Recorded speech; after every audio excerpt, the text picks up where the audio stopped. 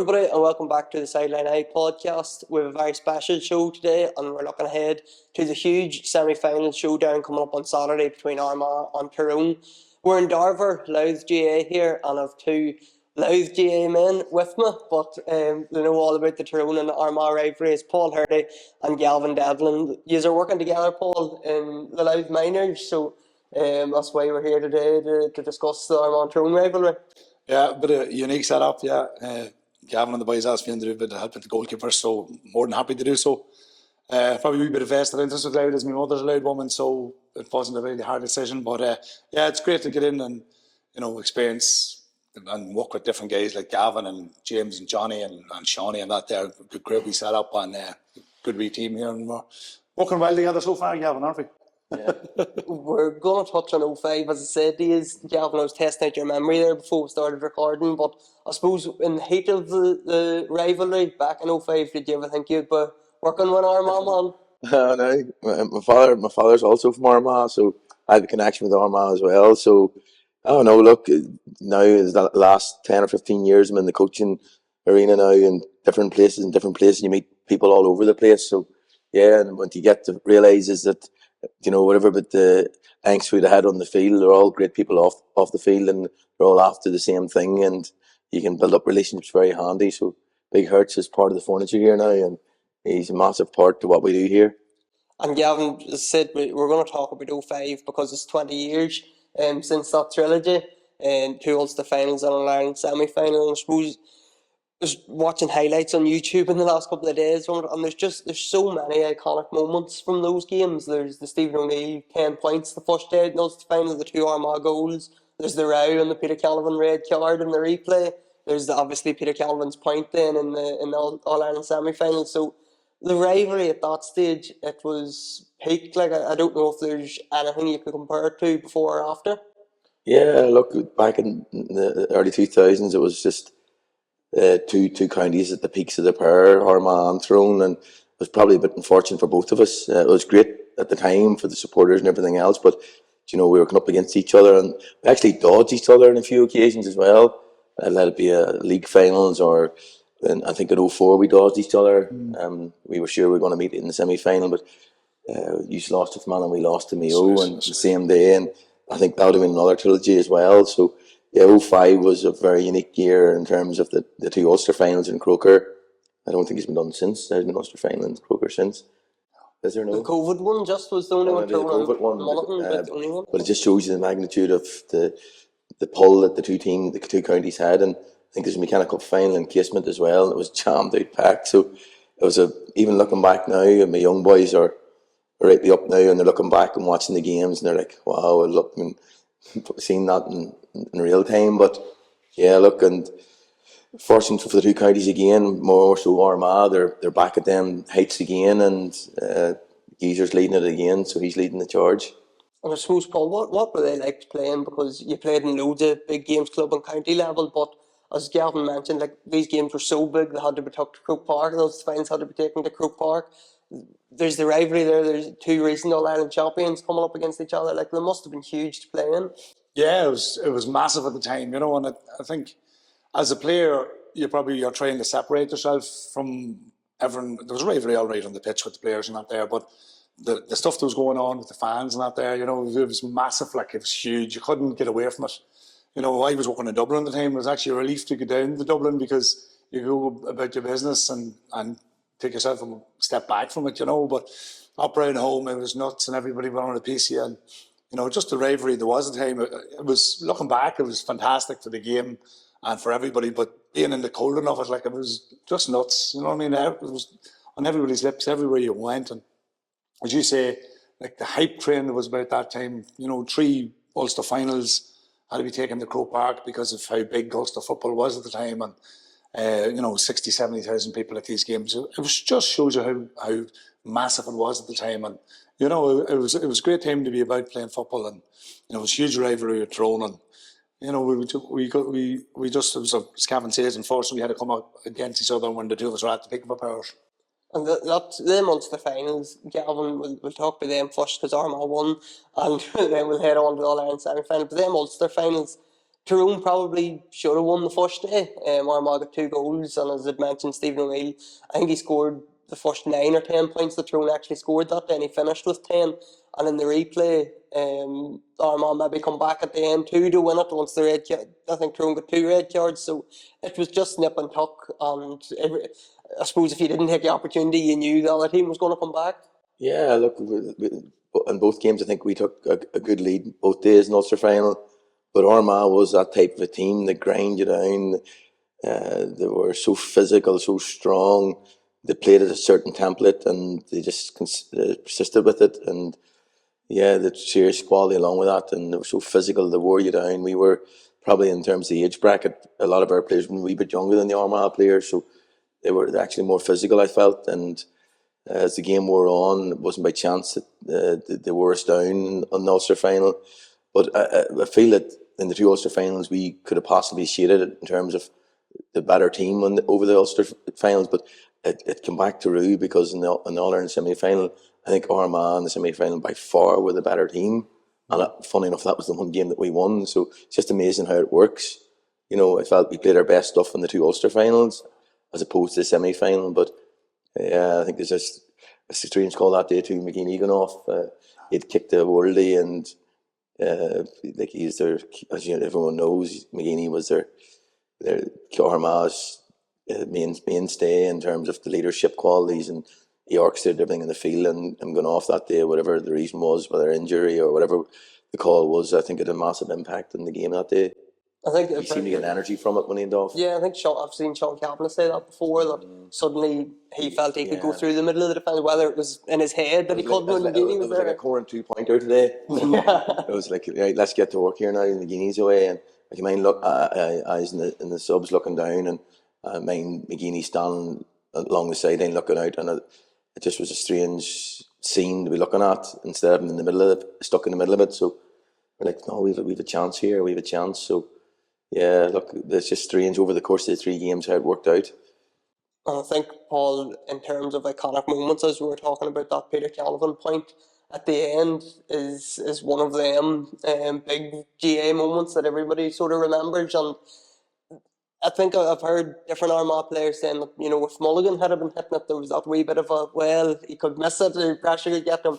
But when Canavan had it was going over the bar. I just remembered over the thing. I think the thing was Stephen O'Neill was fouled, and Paddy Russell gave the free, and I seen Mulligan was over the ball, and then she seen the crack. He was on the thing, but Paul McGrain came in the lane, standing beside me, and says Canavan take it. He says he'll miss it, will he? He'll not fucking miss it, he says. Just on the sideline. So yeah, with no doubt really, I suppose when Peter was over him. And he duly obliged, but unfortunately that was just the way it went that day. And probably, I even remember just Ross Carr was on a podcast there, I was just listening, and he referenced that it was probably one of the best games of football he ever seen. And just as Gavin says, Tyrone probably edged performance-wise in the Ulster finals, and then we played really, really well in the semi-final. And there you go, you're nudged by a point. So sport's very fickle, and it just all rode on a free kick, and then didn't know better than probably Peter to execute that kick, and the rest is history, I suppose. And do you feel that at the time, Paul, that you're going, God, this is some game, or are you just so focused on, you know, your next kick out or the next ball coming in? You do notice that it's a good game, yeah. Like the Ulster finals, I knew we were absolutely dire in a lot of it, and you know, Stephen O'Neill was on fire that day. He was kicking them from all angles. Probably one of the best individual performances probably since Frank McGuigan, I suppose. You know, he's only one point shy of that. Because he didn't fist the point, was it? Yeah. 5 was left, 5 was right, and fisted the score. But, you know, it was very, very hard to handle that day, and Tyrone were very good.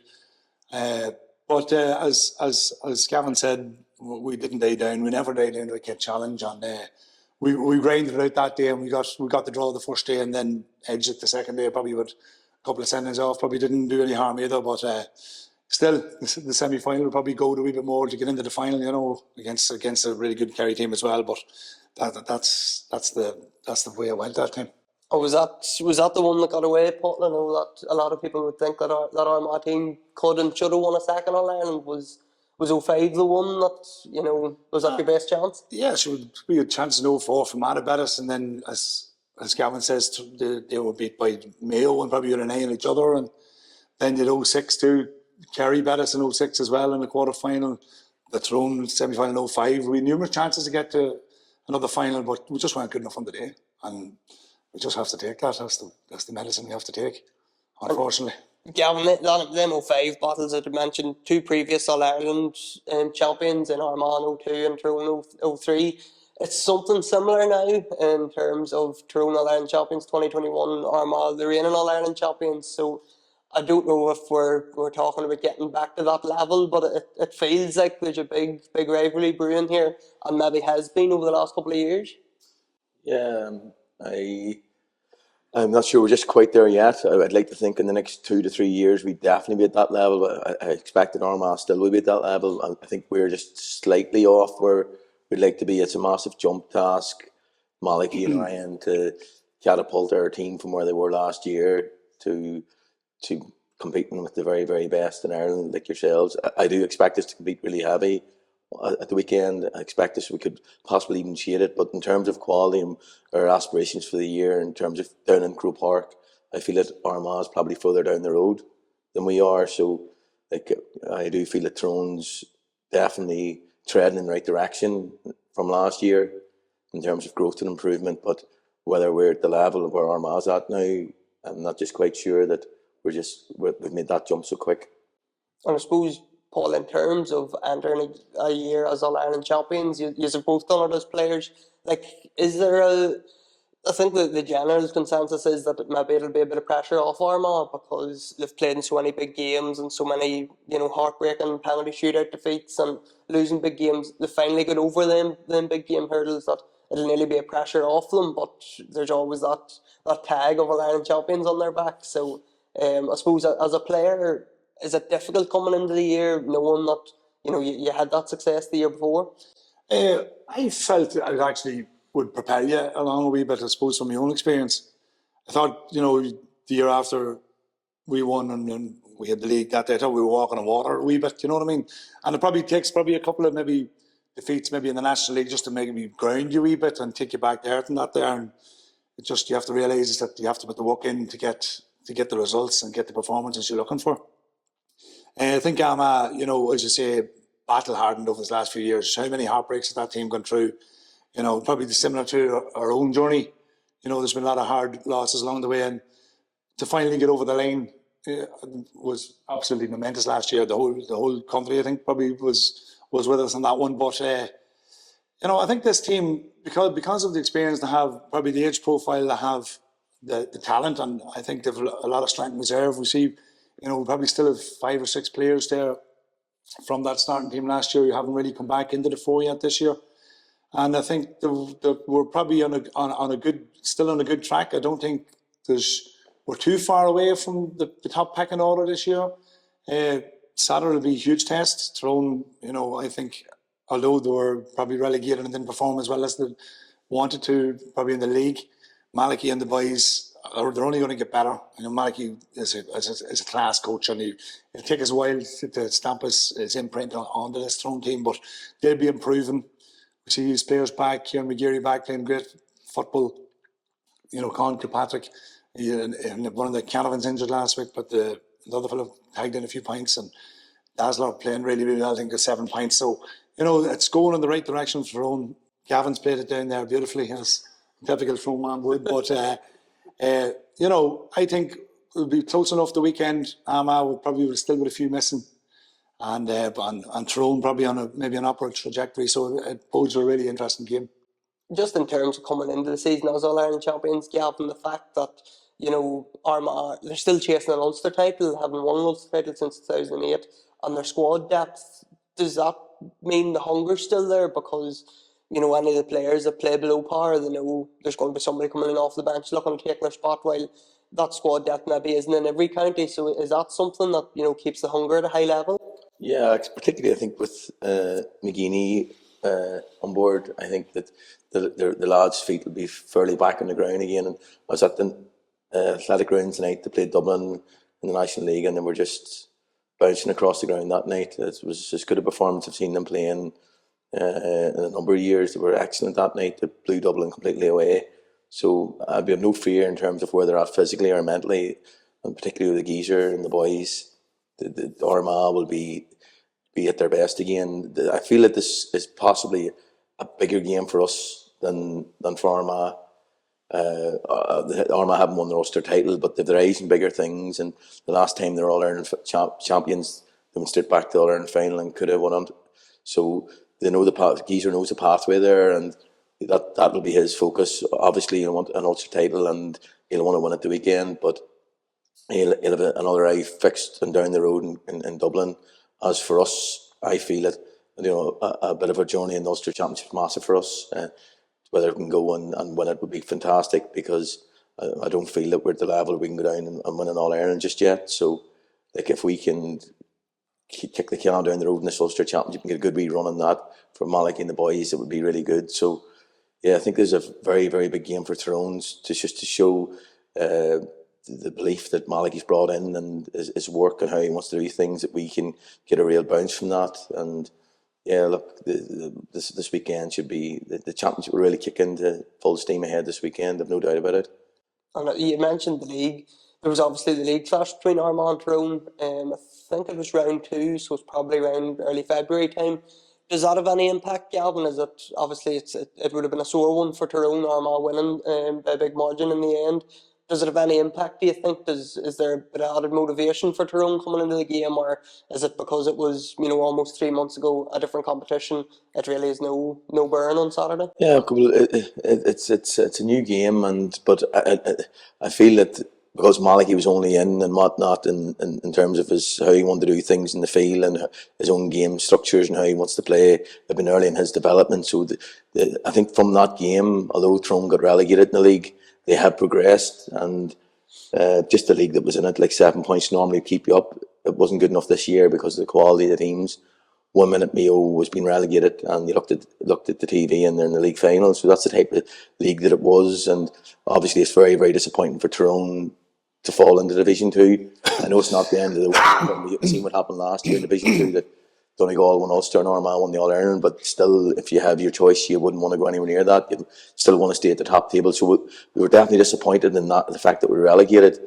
But towards the end of the league, Tyrone definitely, you could see the growth in the Tyrone team and how they're getting better. So, we're happy with the trajectory we're on. We'll know at the weekend how far we have moved that dial in the right direction, because I have no fear at all that Armagh is going to be Armagh and Armagh will bring it. So it's what we can bring. I don't think that we'll look at the lens and think, what Armagh team we're going to meet on Sunday or the weekend. It's what we can bring is critical to us, because we know what we're going to face. I think that's what Armagh fans are hoping for, Paul, that Armagh bring the best performance, because we'd mentioned that league game, they brought it that night against Dublin as well, as Gavin was talking about, the first half against Mayo as well. These are all home games, of course, we're in Clonus on Saturday, but Armagh fans are just hoping that Armagh team comes and will get into injuries and who's in and who's out later on. But you would hope that if Armagh bring that, they're going to be in with a brilliant chance anyway of reaching another Ulster final. Yeah, I certainly do. Excuse me. Listen, it's Armagh Tyrone at the end of the day, and it's a local derby, and Armagh obviously in the league targeted probably that home game against Tyrone for a big performance and rally the troops. It was a poor first outing, rally that, the home game against Dublin as well. So, this game will, if you're not up for this game in an Armagh jersey, it's very few others you would be up for. It's a good healthy rivalry, always has been, and at the minute we're probably that wee bit ahead, as Gavin says, but I will not take anything away from the Tyrone team that only won the Ireland 3 or 4 years ago, and a lot of that core of that team still there. They're on an upward trajectory in my opinion, and I've seen flashes of what they can do against Cavan there last week. Darren McCurry back on form. He won one of the Catamans in Rory, chipped in with 4 points. So they have a lot of eggs in the right baskets. I think Tyrone coming into this game, good preparation with the game against Cavan, and they're going well. And Armagh cannot be complacent against this Tyrone team at all at the weekend, or any Tyrone team ever. Because the Ulster Championship, we've seen what Antrim did to Armagh for half an hour. I suppose they really brought it. We've seen what Cork did to Kerry. Everyone thinking Kerry's going to win by 10 or 12 points. Cork brought it to Kerry and, went extra time. You don't know what can happen. You bring in the championship, every day is a different way out. And I think the new rules is probably added to that there, where you're never really out of it, no matter you're 4, 5, 6 points up. These 2-pointers can really have some difference on a game. And like in both teams, we have great kickers of the ball who can chip in with these 2-pointers from, as long as they're working their angles and working their shots and get the right players on the ball. There'll be 3 and 4, 5 2-pointers from each side on the weekend. So, this game's in the melting pot for me. But as you say, Armagh love Clonus. I'm sure the Tyrone do too, and all the fans will be down going mad down around Clonus, and it'll be hopefully a great atmosphere and a great occasion. And I've no doubt the Armagh lads will be there to bring a really, really good performance. And Gavin, those two first round championship games, Tyrone and Cavan and Armagh and Antrim, Armagh pulled away at the end, as Paul said, and really Antrim really brought it in the first half. They were winning at half time, but I think everybody was just waiting for Armagh to pull away, and Tyrone beat Cavan. Maybe not their best performance, but what do you think both teams get from those outings in terms of just getting a championship game under their belt and leading into the semi-final? And for both teams, there were the type of games that I never liked playing in. For Armagh to go down as All-Ireland champions down to Corrigan Park, it's not sure it's a banana skin, but it's an old game that it's tough to play in, and you go down there and it's a hostile crowd, and any 50-50 break at hall is not going your way, and all, so that can happen for 30 or 35 minutes, and ultimately they did what they had to do at the end of the game. And Tyrone was very, very similar in terms of Cavan, a game that was a banana skin, and they got over the line comfortably enough towards the end, and it's a means to the end just to get into the next round. I'm sure both teams been looking at each other thinking, right, let's get this done, let's get to the semi-final and let's go at it. So we're at that stage now, and yeah, look, both sets of teams will really relish this on Sunday. They've been training from pre-Christmas, and everything's geared towards this time of the year, and yeah, look, Hertz alluded to it in terms of Tyrone. Dazzler, it was great to see Dazzler come into a wee bit of form again, and Kieran McGeary, since the All-Ireland, is the best, the fittest physically I've seen him play and get about the pitch since we won that All-Ireland, and Michael McKiernan's getting about the pitch, and he's good for a score. So I think Hampshey's a big man. If we can get him back, I think, although the young lad Teague's come in this year again, and he's been getting better, but he had a real tough day the last time we played Armagh in the championship, Peter Teague, so he'll have that in the back of his mind. So I think Hampshey's very, very important. Again, Con and Big Brian in the middle of the field is, but to be up against it at the weekend, but they're a massive class of source in terms of midfield, and with the new rules, and particularly your own kick out, it's so important that we win that duel, and particularly in our own kick out, that because you aren't set defensively, and it's so hard to get that transition stopped. So we've got to be in there, and there's going to be long kickouts, and it's going to be an arm wrestle. Morgan will get shorts away from time to time, but primarily they're going to be long. So it's that middle eight that we've got to be in there, and Armagh notoriously are so good at that. Mm-hmm. So the game could hinge on that one facet of the game, on our own kick-out. Thankfully we have Morgan who can manipulate the play a wee bit, but I think a lot of it will come down to kick-outs at the weekend. Yeah, that midfield battle is going to be, if we're talking about an old-fashioned, you had Con Kilpatrick and you have Brian Kennedy up against now Grimley and Ben Creeley. If they're fit, Callum O'Neill was brilliant against Antrim the other day too. So I suppose there's a question mark over Paul, because there's Armagh's All-Ireland winning midfield. They're both injured at the minute, so we don't know if they're going to be in or out. And Kieran Mackin obviously out injured as well, so we don't know what the midfield is going to be. But in terms of that old-fashioned battle around the middle, the kickouts have nearly brought that back, haven't they? Have, certainly. Like, there's not really much room out there now for shorts. You do get the few out to your corner backs to a certain extent, but teams seem to be clustering in the middle, and the high feeling is definitely back in the game, and marks and all that sort of thing. And we are down players in that area. Ben Creeley, as you mentioned. Niall Grimley haven't played much football this year. Rain's out, obviously.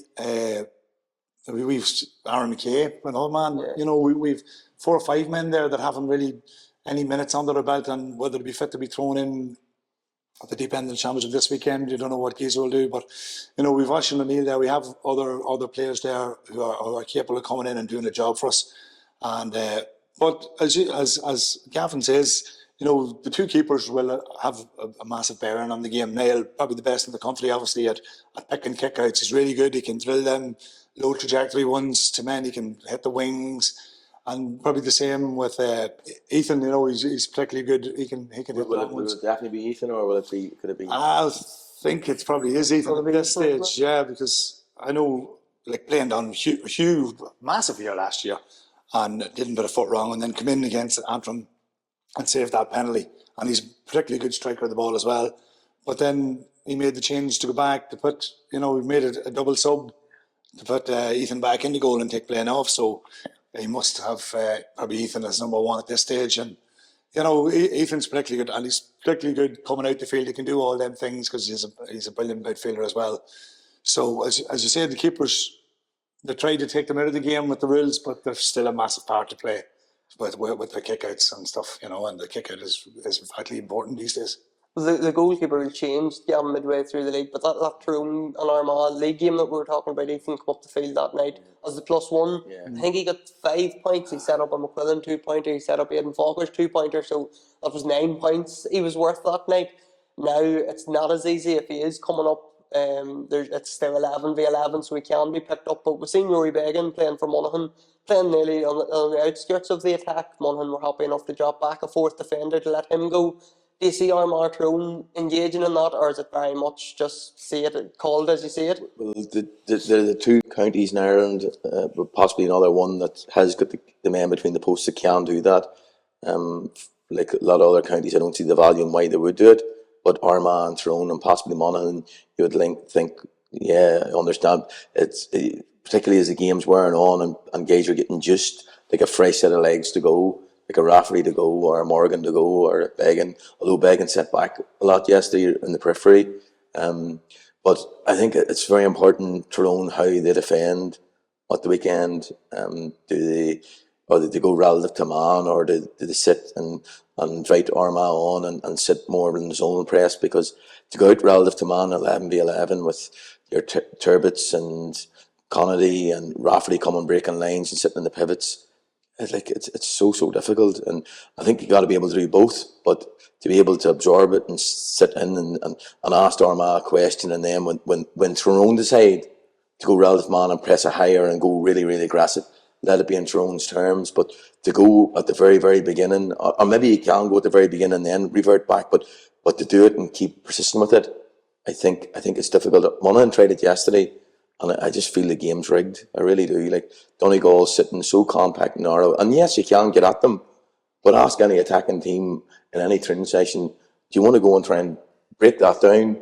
or do you want to go and break down Monaghan who's out stretched all over the pitch, and one dink and Murphy's in, or Paddy Morgan's flying down the wing, it's one dink and he's in. It's so difficult.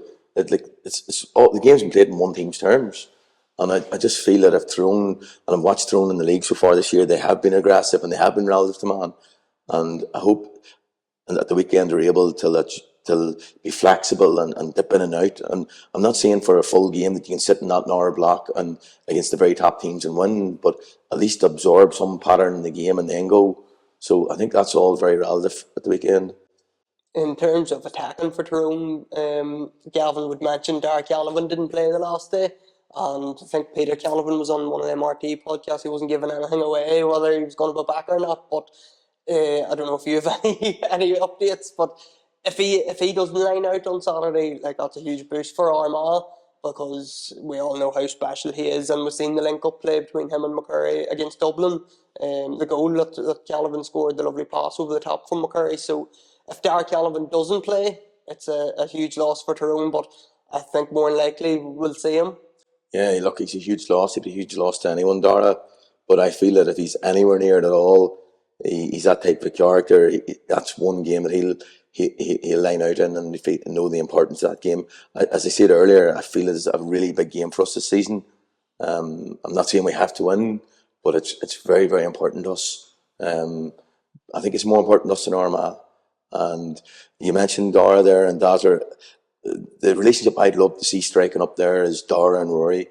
It hasn't quite at county level lit a flame yet. Dara is Dara, and he is the closest thing that we'll ever see to Peter. I never thought I'd ever see that ever again, and it has come full circle. He just is so like his father. But Rory's a different type of character, and he should be very, very comfortable to play in his own skin, because a top class Rory Canham is as good as anything in the country. Although he's not like, I don't think he's similar to Peter or Dara, but he's got unbelievable skill sets. His shooting is phenomenal, and when he's really, really at it, and I think he lacks a wee bit of confidence or belief, or he's struggling with this being compared to Dara and compared to Peter all the time, I feel, because whenever Rory's at it and connecting with Dara, I think he can get an extra bounce out of Dara. So I think that's a relationship that Malachi should persist with. And I know it hasn't happened right away yet, but I think if Rory got into the feel of it and was comfortable in his own shoes in terms of just be you, don't worry, try and be anyone, it's you be you, because he's good enough. I think that it's a serious, particularly with new rules with a 3 up, that he can stay up and we can keep his energy levels reserved for what he's really, really good at. I think he's a phenomenal talent along with Dara, but that relationship hasn't quite strike the county level yet. It's a scary forward line, isn't it, Paul? Like, you're talking about 3 Canavans, McCurry, you've Matty Donnelly up there, Petey Hart, McGeary could play, in the half forward line or the half back line. Like, there's McShane maybe coming off the bench, Owen McElhone, Mark Bradley. Like, there's a lot of players there that could strike fear into a lot of defences. That's the truth. They've an embarrassment of the riches, to be honest. When you see the names going on a team sheet, and you see all them names you've mentioned there, and they've all chipped in the scores. You see the range of scores Tyrone had against Gavin. I think there was 9 or 10 different scores, and they're all chipping in with scores here and there. And I had the ability, or not the ability, the pleasure of playing in front of Peter a few times. And you can see all them similarities with the Dara fella. You know what I mean? He has all them these same sort of structures, and he's all the wee jukes and all the wee side steps and all the wee traits that you've probably seen in his father over the years. So he's definitely one to watch, and Armagh defence will have to be really, really, really tight on him the weekend. And we were talking about low blocks and defensive structures. So Armagh's going to have to be serious, because you see, you be playing about on the periphery and they get them wee pop passes maybe into the likes of Dara and McCurry, and they're very quick and they can throw you a side step and get their shots away very quick. So, Armagh will have to be set up really well to repel them attacks. But then, I suppose, on the flip side of that there, Tyrone will have a lot to deal with Armagh forward line. As I said, Torbett and Connacht, Oisín Neal coming on. If that's not working, we know what we're going to get when Oisín's on. He's going to try and chip in with a couple of 2-pointers. And we've a fair bit of artillery ourselves, and if our boys can nullify the threat at the back with the Tyrone forwards and be really speedy, but I suppose in our transition up to our forward line, I think that's where Armagh could probably make hay this on Saturday evening. Because we're very good at that when we're on our game, but we still have to keep a really tight eye on the Tyrone offence. I think they still, again, keep referencing the injuries, because Conor Turbot and Oisín Connacht didn't play the last day, didn't talk out the last day, so we're hoping maybe that was a precautionary move, that they'll be back this week. And if they are back, maybe does Soupy Campbell drop to the bench and he's that impact sub? You mentioned about Oisín O'Neill coming on, you had Jamar Hall coming on scoring, Cian McConville scoring, Aidan Falker scoring, so not only is the bench coming on contributing, they're contributing on the scoreline as well, which is a big thing. That's the thing, and that was so beneficial. Armagh's run last year, we had the 4 or 5 boys coming on, making a huge difference, and most days they did. And you need that, and Tyrone need that obviously as well. You need your bench coming on to finish games off, because it is such an attritional game. The game now is as attritional as it ever was. So when we have the likes of Jamar Hall, Cian McConville, as you say, Callum O'Neill, all these guys you probably thought were on the peripheral of the team, they're coming on now and making, putting a stamp down and trying to get their name on a starting sheet or be on the 20. And anybody that's come in so far, they've done their bit. They're not coming on and just been a number. They've made a difference. They've made assists. they've had their scores. Seen Keane coming on the weekend. He got a couple of scores. He gave a good hand. Callum O'Neill started midfield and had a great game. You know what I mean? And Soupy, as always, it doesn't matter if he starts. It doesn't matter if he you can't take your eye off him for a minute. He's a fantastic footballer, huge skill. And we've all seen what he done for the goal last year for Armagh in the All-Ireland final. But, and these guys have, they've taken their time and they've taken their chance when it's raised. And that's testament to them, the time and the effort that they put in, that they're willing to, sacrifice all this just to get a bite at the cherry. And a lot of them have taken their chances with both hands. And Gavin, in terms of defensively, we're naming all these top-class forwards and the danger that they can pose, but in terms of defensively, how difficult is it to strike that balance of, you were sort of talking about this earlier, in terms of, them two or three need man marked and everybody else is zonal, or how do you balance that out if you're talking about, the Armagh defence coming up against McCurry, the two Canavans, and maybe a Mark Bradley? Do you go, them four boys need marked and everybody else is zonal, or how do you work that out? I think the key is that you don't fall between stools. I think the key is that you commit to whatever phase of the game you're in or whatever call you're making, is you commit to it. So, like, for instance, if you're going zonal, yeah, you might do what your man Cole does and go out and try and lead a Shane McGuigan. But the more you have doing that, the less you have control in the middle of your pitches. So, yeah, one might get a detail to it, but the rest, then you got to believe the strength of the pack is all there. And you take care of the players and you're occupying the spaces that you want to make sure isn't free. And from there, the constant pressure on the ball. And then I suppose if you go on the other way, where it's relative to man, that you really, really commit to it. No one gets in behind and all the rest of the principles. But it's a difficult game even to try and work in your transitional play when you're going relative to man all the time, because you're constantly at it. You're constantly working.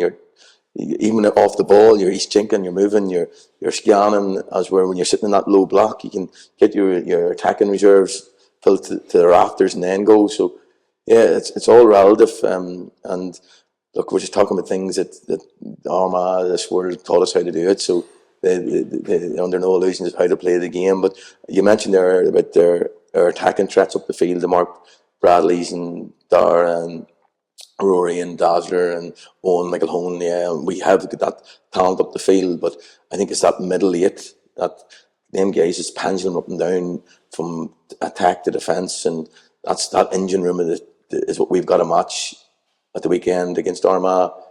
We've got to match the intensity and the desire to go out and win a football game. Without that, we're in big diffs, Tyrone. So that's the first thing that we got to chase down, that we have that. We win that, because the day in the athletic grounds when Armagh overpowered us in the championship, we were well off that. So those are the basic principles that we need to make sure and bring to the game at the weekend. And Paul, just before we wrap up, I know we're in Darver here and Armagh are in the middle of their Win with Armagh campaign. We all know the house in Uri. There's £20 tickets for it, but it's all towards Portadown, it's all towards an Armagh training facility, and you're up coaching here in Darver, and I know I was up here one day walking around it, like it's unbelievable. And how big a value would something like this be for Armagh? Oh, certainly. Like you come up here, and this is here this years, and it's just a pity Armagh. We haven't done anything like this here in a long time. We're so far behind. We've had Callan Bridge for any amount of years, and it's not fit for purpose. It hasn't been for years. So the effort is going in through now to get Portadown up and going and get the facilities that a lot of places like Tyrone have. Derry have, what do you call it, isn't there? Armagh and up in Tyrone and Gavin. It seems to be commonplace now across a lot of the top counties. So we can be no different. We have to put a huge effort in to get the funds raised, to get the facilities on par with everyone else. And that only put the stepping stones in place to give, the players the right footing to develop these players and get forward and keep us at the top table for as long as we can. And the great work that's going along with all the raffles and the things, and encourage everybody to, part with their 20 quid and get this show on the road, so we can get all developed and get the facilities in place that will bring this Armagh team into the future. It's so important for the future, Gavin, isn't it? Yeah, look, what Armagh has done, and even Donegal to a certain extent, it's been so healthy for our game. Or they didn't get there by chance or by luck or by some other feat. They got there by pure and utter hard work, and they had to take their licks along the way, as we alluded to at the very beginning, the losing Ulster finals and penalty shootouts, and one never will never be their day, and the Lady Luck's not on their side, and it'll never be on their side, and they come over all those hurdles, and it wasn't easy for McGeeney either. Like, it took him a while to get there to where he wanted to get to. It didn't happen overnight, but it just shows you persistence. And for any coach out there, or any county out there that has those aspirations, it's good to look down the road and know that it is possible. There is a pathway there. There is a journey that you can go on and be successful. You look down at Kerry and Dublin, you think, oh, sure, we're not Kerry, we're not Dublin, or we're not Galway, we don't have those resources. Well, just take a look at Armagh. Like, we're in Dover here at the minute, and we have these conversations, if Armagh can do it, if Donegal can do it, if Monaghan, why not us? So, like, what Armagh has done for the game, and I know they do it for themselves and for their own people and their own county and their own parishes, but it's brilliant for the rest of the game. It really, really is, and all hats off to what Armagh have done. And just before we finish up, Gavin, we always get predictions at the end of our podcast. So, Armagh Tyrone Saturday, Clonus 4:45, I think, throw-in time. How do you see it all ending up? Yeah, look, we've said everything that needs to be said in terms of what it means and what Tyrone's up against and all the rest, but I just do feel, and I don't think for one second that Armagh is going to be off it, or going to be another A's in the prize, or complacent or anything. I know Armagh will bring it, but I just feel that the importance for us and for our journey that we're on, that we need another game in Ulster. And you seen what Jimmy done when I first came into Donegal, and his big emphasis was Ulster, Ulster, Ulster, and I think that's got to be ours at the moment. I feel that we've got to go hunting down this Ulster, because look, I'm not saying we can't compete down south or in Croke Park, but I feel that we're not there yet. And for the belief in Malachy and the setup and what he's trying to bring, I feel that we need another game in Ulster in that final. So that all said, I feel that this is one game that we can get over, but we have to bring absolutely everything to the table. And yeah, if we can bring that energy, as I said, that intensity, Armagh will have their intensity, we have our intensity, but ours got to be greater, for longer and for, sharper and more consistent. So if we can do that, I think we're in with a shout. Anything off that, and it'll be a long day. Paul, how do you see it all working out? I say, like Gav, we need to bring it. We just need to bring that performance. We need to bring our energy levels. We need a real massive effort, because it is Tyrone, after all. It is a local derby. The crowd will be there. It'll be noisy. It'll be a super atmosphere for a game. You'd love to be back playing it, and that sort of back in Clonus too. And hopefully the weather will play ball as well. But yeah, I really feel this is the game probably that starts the championship. As Gav says, it's a game Tyrone probably been looking for, to get that step forward and get into an Ulster final. But I really feel Armagh players probably feel that the Ulster thing is something they left behind. We've managed to win that Ireland, thank God. But we've been so disappointing with Ulster. Last year, the penalty shootout with Donegal, super game, come out the wrong end of it. Couple of games, many more years. It's 17 or 18 years since we won Ulster. I think I was playing in the last one in 08, so yeah. That's how long ago it is, you know what I mean? So I think it's the one thing missing in the Armagh boys' box, so they'll want to tick this box, and I feel we can just get it over the line. It'll be frenetic, it'll be chaotic on Saturday, it'll to and it'll fro, it'll be nuts for the management on the line, it'll be great for the supporters, but I think we might just get over the line by a couple of points. So there we have it, folks. That's our preview show ahead of what is a massive game, and everybody's really looking forward to it on Saturday. Thanks to everybody for tuning in. Thanks to Paul and Gavin for coming on. Thanks to Sean on camera, and thanks to all our sponsors for helping out and helping us produce this podcast. We'll be back at the weekend. There's plenty of club action on Friday night, so we'll be back with a podcast hopefully on Saturday or Sunday, and we'll have a bit from the Armagh game and maybe a bit of club action too. So thanks everybody for tuning in, and I'll speak to you then.